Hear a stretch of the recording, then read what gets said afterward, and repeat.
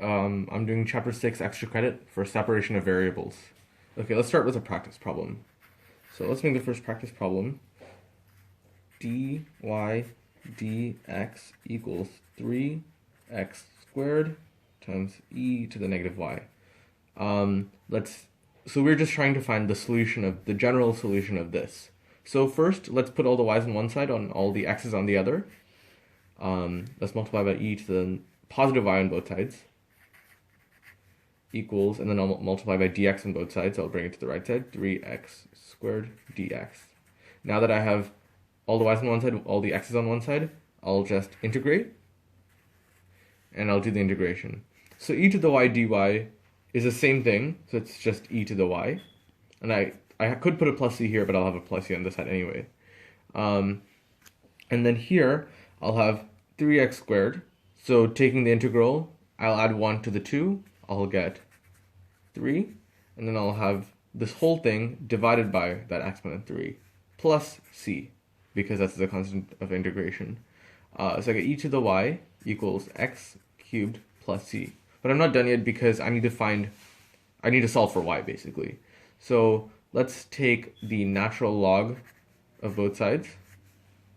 I'll take the natural log of this side, and I get y on this side equals natural log of x cubed plus c. And I'm done at this point, and this would be the general solution. Okay, so let's have another practice problem. Let's do, let's do this one. X, that's number 2, x over y times x plus 1 equals dy dx. So let me put all the x's on the left side, all the y's on the right side, since most of the x's are already on the left side.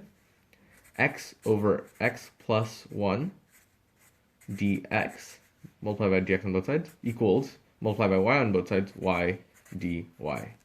So now that I have everything separated on both sides, I can take the integration. So basically, I already separated my variables. And so let's do this side first. The integral of y is just y squared divided by 2. And I don't have to deal with the plus c already, as you saw over here, because it's on this side. So I have the integral of x over x plus 1. Since they have the same degree, I could do long division and separate it out. So x divided by x plus 1, you multiply by 1, you get x plus 1. Subtract the whole thing, and you get negative 1. So minus 1 over x plus 1. So the new integration is 1 minus 1 over x plus 1 dx equals y squared divided by 2. So let me just separate these out. Integral of 1 dx minus integral of 1 over x plus 1 dx equals y squared divided by 2. Integral of 1 dx is just x. I'll put the plus c on here. I'll wait for that. Minus, so let's set u equal to x plus 1, because I have stuff on the bottom. Du equals dx. That's my u substitution. And I get on the bottom u, and dx I plug back du equals y squared divided by 2. The integral of that is just x minus the natural log of u equals y squared divided by 2, and then y squared divided by 2, or I'll just move it to the right side, y squared equals 2 times x minus ln of u plus c. I forgot the plus c over here.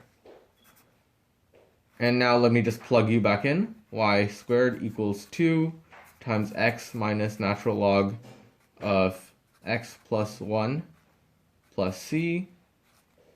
And that's what y squared equals. So over here you could set it equal to, like, you could take the square root of both sides and you have this plus or minus square root. But because we just need a solution, we could leave it at y squared. Let's just bring it down. Y equals the plus or minus square root of 2 times x minus the natural log of x plus 1 plus c. This would all be underneath the square root. So this would technically be the final answer, but we would bring it down to y squared. That would be easier. So just to review, in separation of variables, what you do is over here, you bring all the y's to one side, all the x's to the other, integrate, do use substitution if needed. In this case, simple integration, and then solve for y.